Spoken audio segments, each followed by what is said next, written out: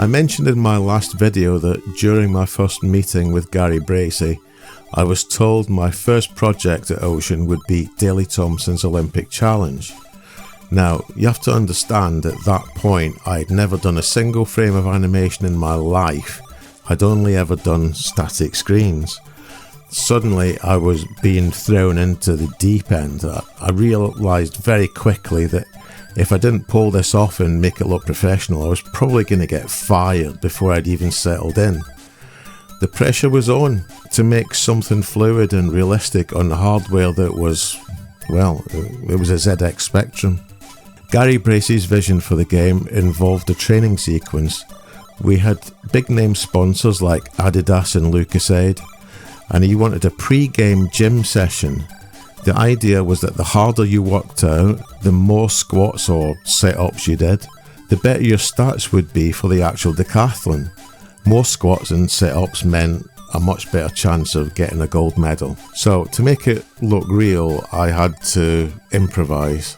I sat in front of a mirror at home, positioning my body into the frames of a dumbbell lift or a squat or whatever.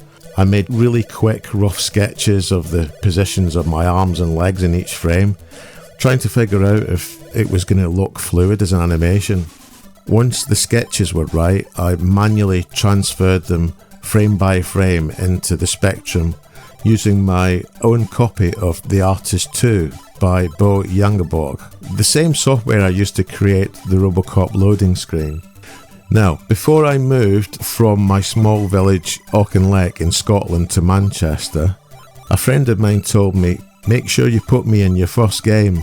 Well, I decided to fulfill that request by creating a little comedic character in the background. So while Daley is at the front of the screen training like a machine and this little guy's in the background pottering around, he attempts to lift a heavy dumbbell and it's too much.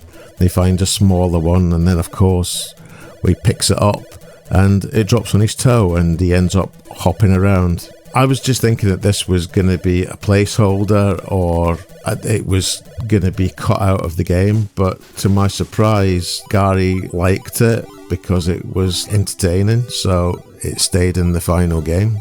Now, this same friend of mine planned to come to visit me in Manchester. We were going to go out, look around the comic shops. I think we were going to go to Games Workshop because we were both into painting Warhammer figures. He said he'd let me know when he was going to be getting the train down to Manchester.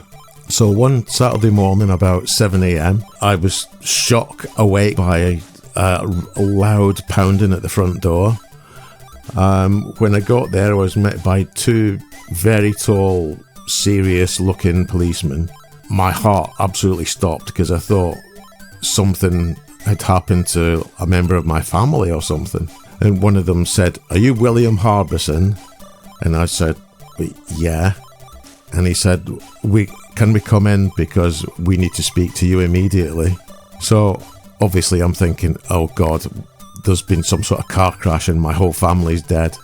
What actually happened was one of the officers pulled out a scrunched up piece of paper and handed it to me. It looked like something out of a horror film.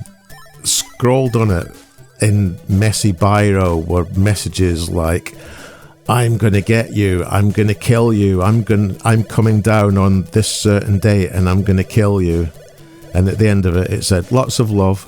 And around the text were really crude drawings of what was apparently me being cut up with a chainsaw and being stabbed. I just looked at the paper and started to laugh because I knew exactly who had done this and that it wasn't a problem. However, the police were not as amused as I was. The other policeman said to me, "Why are you laughing? The post office in Withington has been on lockdown for the last 24 hours because of this. The bomb squad has been called in." Well, I couldn't understand why the bomb squad would have been called into this until I was shown the envelope. And on the envelope, my friend had written BBC, and on closer inspection, underneath, just to clarify things, was written British Bomb Making Company. He then scrunched up the letter into a sort of ball and stuffed it into the envelope to make it feel lumpy and suspicious. I mean, even though it was light as a feather, the combination of the threats and the BBC on the front triggered some sort of security response. So I was taken down to Wellington Police Station to make a formal statement. But in the end, common sense prevailed. The officers realised it wasn't a domestic terror plot, just an incredibly stupid prank by a bored idiot in Scotland. Once the drama had died down, I managed to get back to working on the game. So because of the deal with LucasAid, we had to feature the product prominently, and the idea was that as you completed your sets of squats or sit-ups, an empty bottle of LucasAid on the screen would fill up to represent your growing energy level that you would then use in the decathlon events. However, once the gaming magazines got hold of it, the reviews were, well, instead of seeing an energy boost, several of the journalists joked that it looked like the bottle was filling up with wee, and that you had to do more squats and more sit-ups so that your bladder would get filled up. But that wasn't really the idea at all.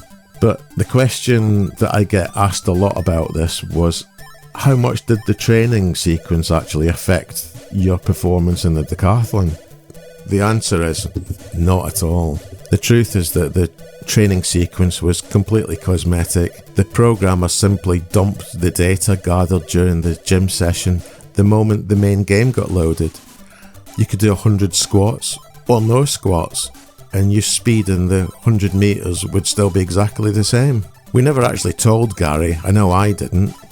He'd been told by the programmer that it worked and he was happy. The sponsors were happy because their logo was on the screen, and the players were happy because they thought they were getting stronger and better results in the decathlon. It was essentially a harmless little naughty secret that stayed hidden for years, all for the sake of a nice little animation and a cameo for a friend of mine that nearly got me arrested.